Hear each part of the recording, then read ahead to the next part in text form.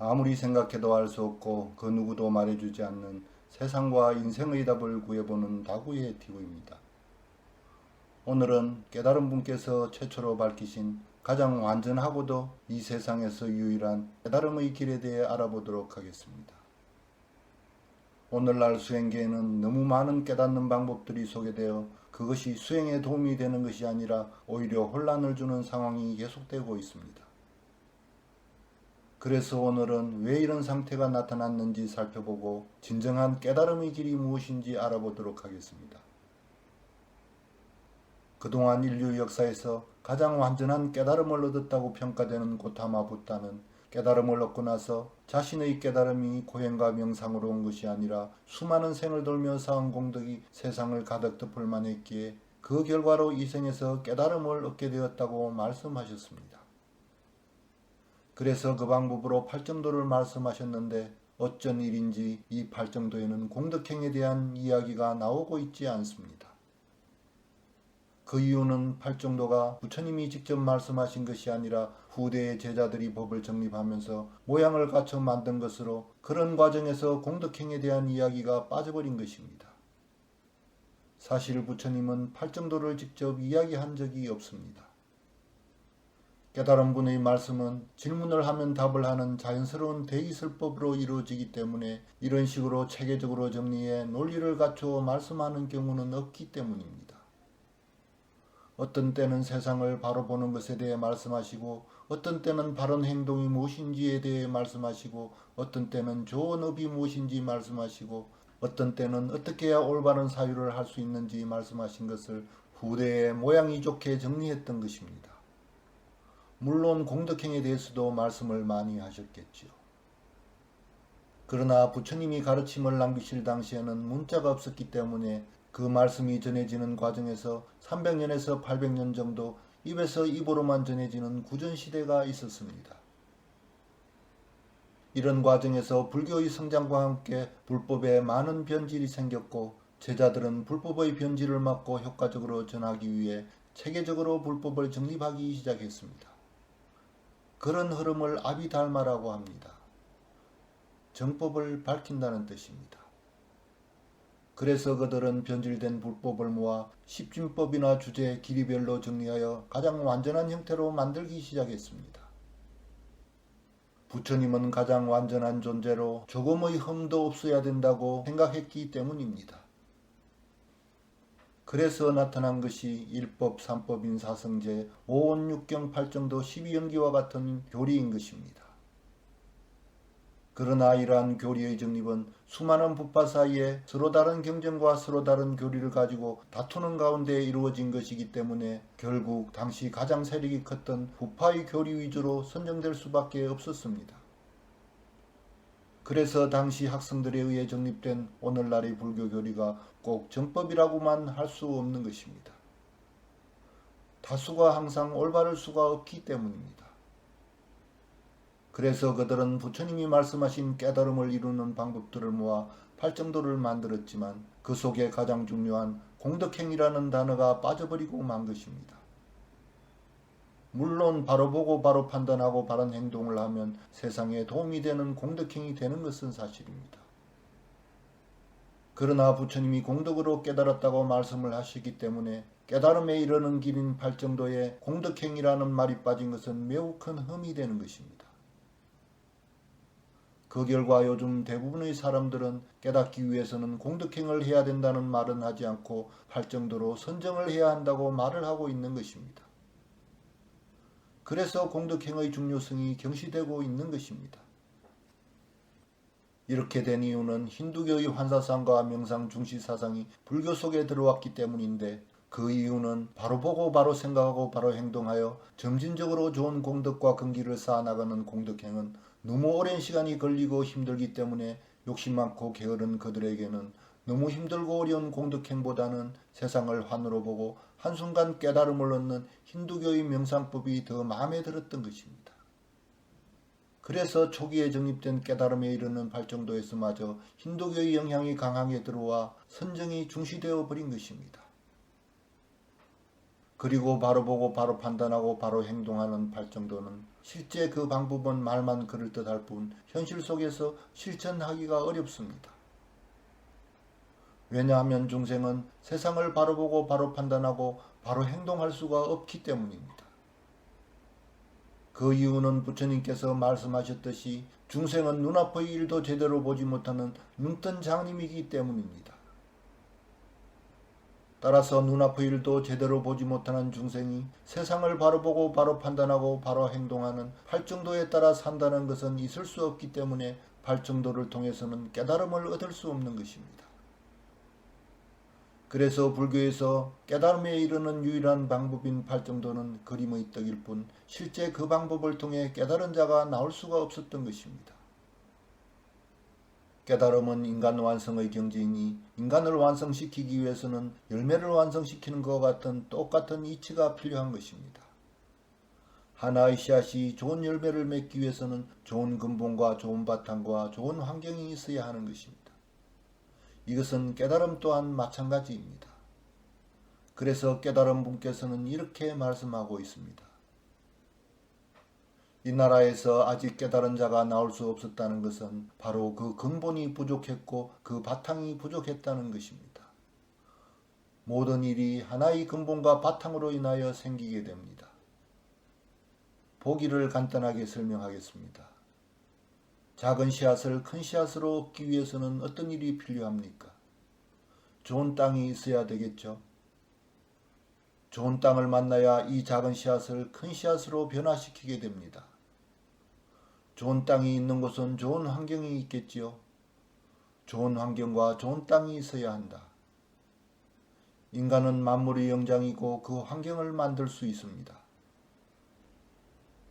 결국 깨달음도 세상의 인과의 법을 모르고 세상의 일을 모를 때는 깨달은 스승을 만나야만 내 자신이 세상의 모든 법을 듣고 그 법을 보고 이치에 대해서 눈을 떠야만 자기를 크게 이룰 수 있는 것입니다.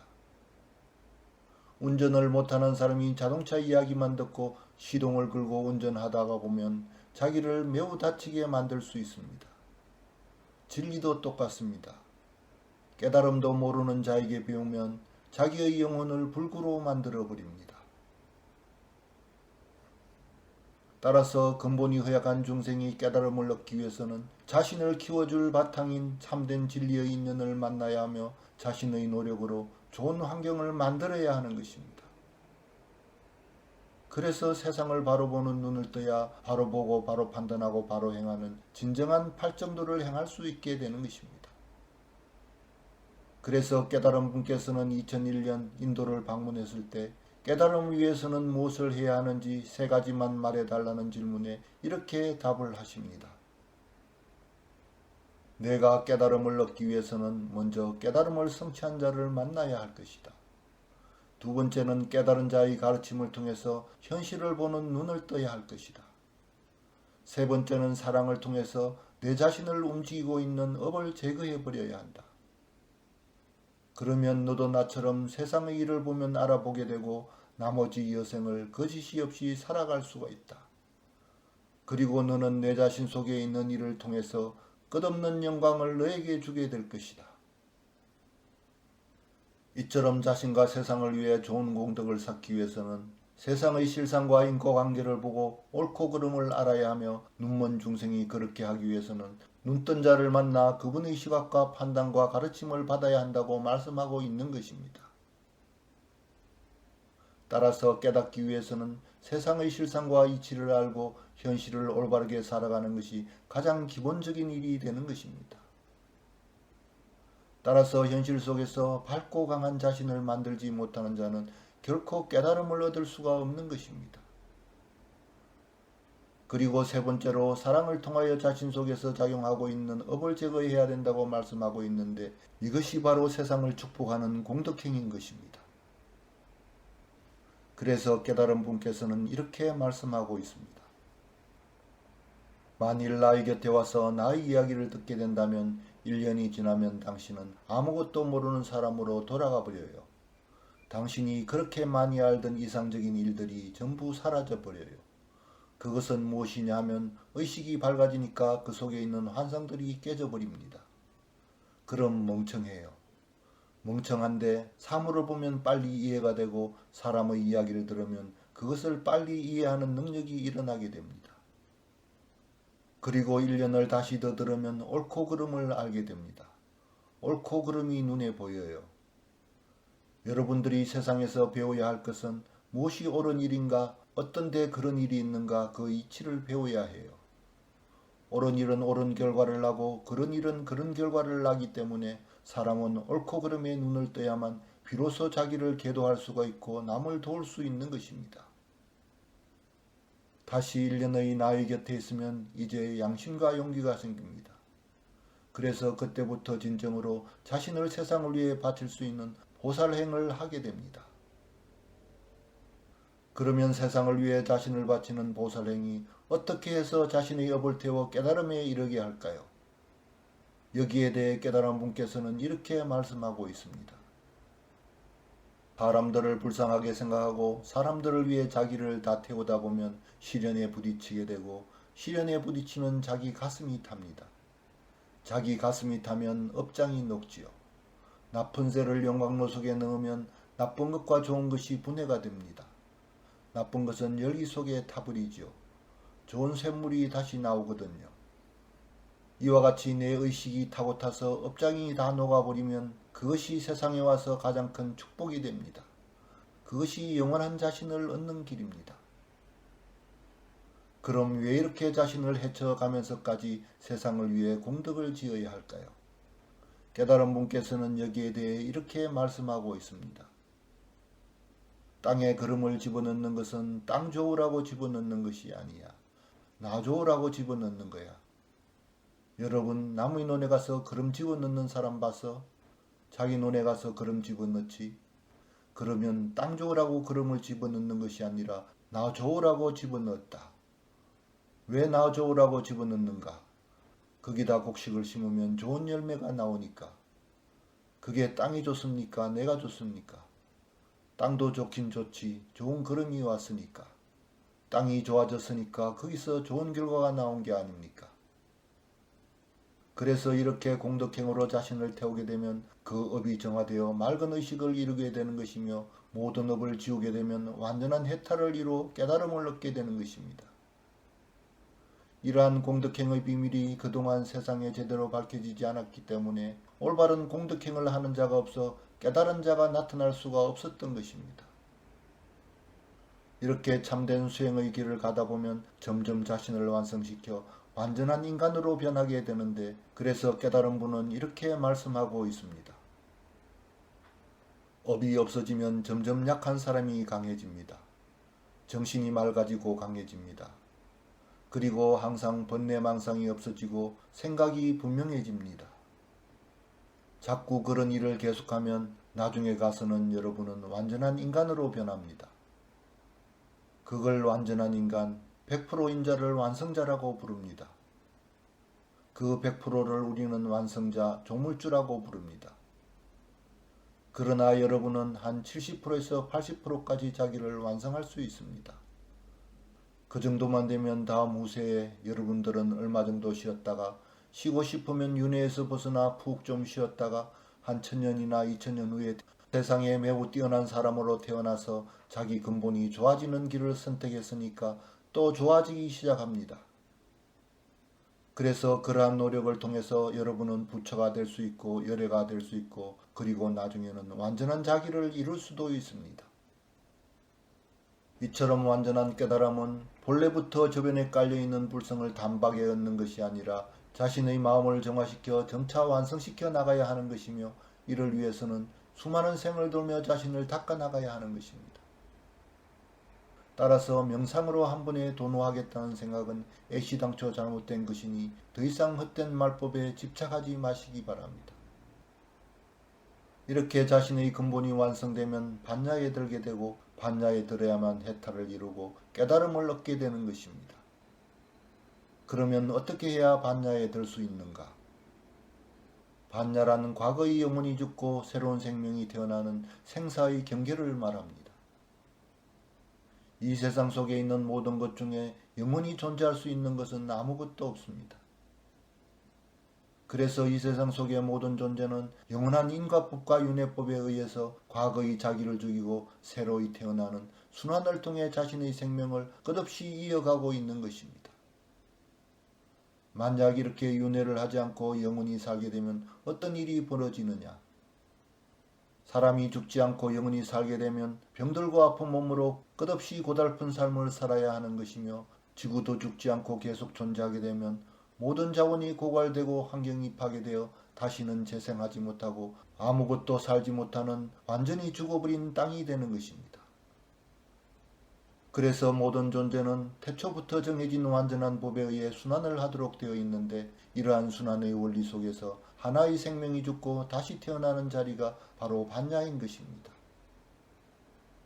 사람이 죽게 되면 살아생전의 의식을 가진 영혼이 남게 되는데, 이 영혼이 죽어 다시 새로운 생명으로 나는 자리가 바로 반야인 것입니다. 이 반야를 거치게 되면 자신의 과거의식과 기억이 모두 사라지고 생명의 근본인 진기만 남아 새로운 생명으로 다시 태어나게 됩니다. 그래서 이때가 되어야만 과거의 생명이 완전히 죽어 한 생을 마치게 되는 것입니다. 이러한 현상은 자연에서 항상 확인할 수 있습니다. 세상의 모든 현상은 다 똑같은 원리에 의해 이루어지고 있기 때문입니다. 하나의 고추씨가 썩어 새로운 싹을 내는 것이나, 하나의 콩이 썩어 새로운 콩을 내는 것이나, 하나의 생명이 죽어 새로운 생명이 나는 것은 다 똑같은 원리에 의해 이루어지고 있는 것입니다. 그런데 이 반야의 자리는 과거의 모든 것이 사라지고 다시 나는 자리이기 때문에 이곳을 일러 예로부터 색적시공 공적시색의 자리라고 했습니다. 유가 무가 되고 무가 다시 유가 되는 생사의 경계 지점인 것입니다. 따라서 이 자리는 모든 것이 사라지는 곳이기 때문에 어떠한 유적인 존재도 이곳에 들어갈 수가 없습니다. 그렇지만 이 자리에 들어갈 수 있는 경우는 두 가지가 있는데, 하나는 사람이 죽어 자연의 이치에 따라 자신의 의식을 모두 버리고 이곳을 통과해 다시 나는 경우이며, 또 하나는 모든 업이 사라진 완전한 정화된 의식을 가진 성자가 살아있는 상태에서 깨어있는 의식을 가지고 이 속에 들어가는 경우입니다. 살아있는 자가 자신의 깨어있는 의식을 가지고 이 속에 들어가야만 현상계를 보던 시야를 넘어서 사후세계도 볼 수 있게 되므로 삼천대천세계를 보는 법안이 열리게 되는 것입니다.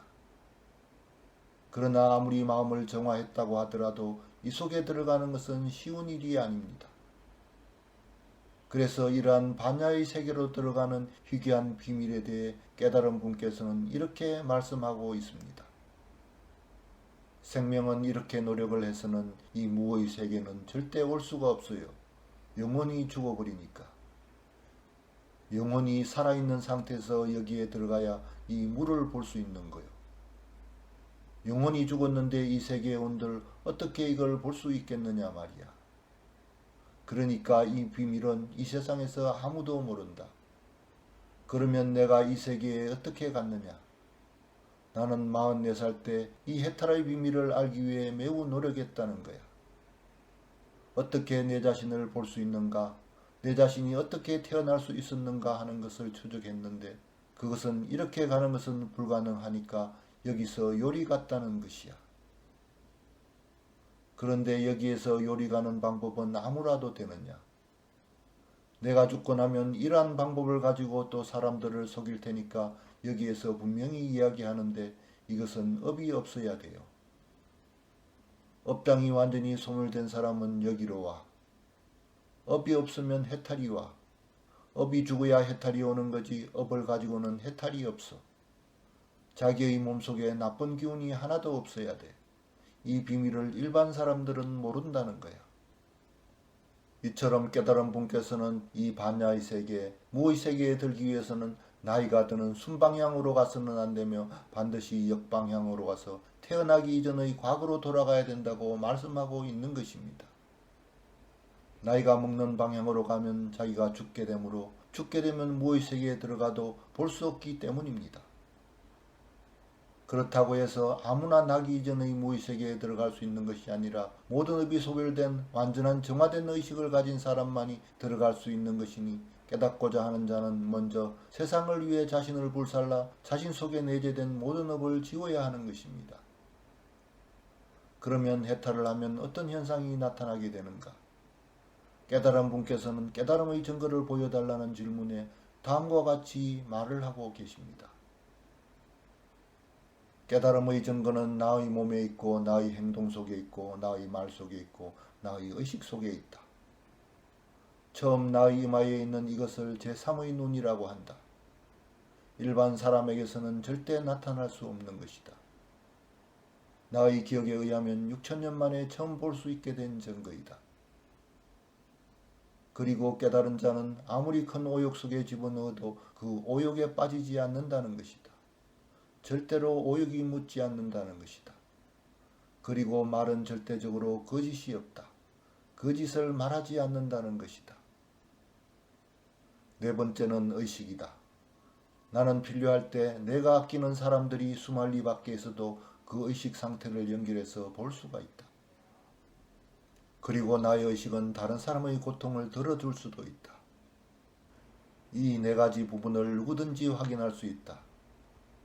이 세상에서 나와 같은 네 가지 증거를 제시한 사람은 지금까지 이 시대에 없었다고 믿는다. 그렇다면 깨달은 분은 어떤 상태를 유지하고 있을까요? 그분은 자신의 상태에 대해 이렇게 말씀하고 있습니다. 해탈을 하고 나면 벽을 보고 있으면 아주 고요합니다. 실제 연화도나 이런 섬 같은 데 가서 벽을 보고 있으면 아무런 잡념도 안 일어나고 부담도 안 옵니다. 배고프면 밥 먹으면 되고 살았는가 죽었는가 그것까지도 몰라요. 초월해버립니다. 해탈이 되지 않는 상태에서는 온갖 번뇌망상이 오지만 해탈이 되면 번뇌망상이 끊어져 버려요. 그리고 애욕이 일어나지 않습니다. 그리고 깨달은 자는 모든 감각에서 벗어나며 육체적 고통을 느끼지 않느냐는 질문에 이렇게 답을 하고 있습니다. 해탈을 하면 번뇌망상이 없고 정오와 슬픔이 없어집니다. 일어나지 않아요. 그러니까 슬프지도 않고 무엇을 봐도 일시적으로 자연과 똑같아집니다. 불이 옆에 있으면 조금 더웠다가 그 난로 불이 꺼지면 춥습니다. 자연하고 똑같은 현상이에요. 그러니까 사실이지 자기에 대한 의식이 강하게 존재하지 않으니까 살아가는 데 편하다고 그렇게 말합니다. 그렇다면 그분은 얼마만한 능력을 가지고 있을까요? 여기에 대해 깨달은 분께서는 이렇게 말하고 있습니다. 여러분들이 저에 대해 의심할 필요가 없습니다. 왜냐하면 실제 저희 능력은 세계의 모든 천재를 합친 것보다 더 앞서 있습니다. 어떤 이론을 보고 그 자리에서 그 진실에 대한 토론을 주고받을 때 나의 능력은 세계의 모든 천재를 한자리에 모아놓고 그들은 사전에 준비하고 나는 하나의 준비 없이 같이 토론해서 맞부딪힌다 하더라도 제가 패배할 확률은 천만분의 1도 안 된다는 것을 이 자리에서 말씀드립니다. 이것은 여러분들이 상상할 수 없는 사실이기 때문에 여러분들이 더 부정하고 싶을 것입니다. 그러나 내가 이 이야기를 하는 것은 사실이기 때문에 이 이야기를 하는 것입니다. 그리고 또 다른 말씀으로 만약 제가 깨달은 사람이 아니라면 이 정도 능력을 가졌다면 세계를 지배할 수 있습니다. 그런 것은 별 문제가 안 됩니다. 과학, 의학 어느 계통에 나가더라도 나는 그들의 이론을 보면 풀어낼 수 있습니다. 그들이 가진 재료만 보면 나는 그 재료를 계속 이어나갈 수 있습니다. 한 인간이 몇십 년에 걸쳐 완성 가능한 것을 매우 짧은 순간에 그것을 추적해서 찾아낼 수 있습니다. 그러나 나는 자신을 완성한 자고 인간을 위해 살아야 합니다. 여러분들은 한 역사를 통해서 과연 세상에 태어난 뛰어난 자들이 얼마나 힘든 삶을 살게 되는가 하는 설레를 하나 말씀드리겠습니다. 제가 얼마나 힘든 삶을 살고 있는가 하는 것을 이해시키도록 하겠습니다. 그리고 우리는 깨닫게 되면 모든 고뇌에서 벗어나 평안하고 고요한 지복의 상태에서 머문다고 생각하는데 그러나 우리의 기대와 달리 깨달은 자는 온갖 고뇌 속에서 지내고 있다고 말을 하고 있습니다. 제가 이 땅에서 이렇게 큰 고뇌 속에 빠져 있으면서도 이러한 일을 해야 하는 것은 내가 바로 가장 큰 죄인이 될 수 없기에 내 죄를 보고 있을 수가 없어서 그래서 이 일을 하는 것입니다. 눈을 뜬 자가 바로 장님들이 큰 불행에 빠지고 있는데 어떻게 그것을 보고 건지려고 노력하지 않는다는 것입니까? 그렇다면 장님의 불행은 바로 눈을 뜬 자의 죄악이 되는 것입니다. 그래서 나는 눈을 떴기 때문에 이 세상의 불행을 보고 누구보다도 마음 아파했고 또 하나의 큰 시련을 겪고 있는 것입니다. 이렇게 깨달은 자는 항상 미소를 지으며 편안히 있는 것이 아니라 중생들 생각에 항상 고뇌 속에 있는 것입니다.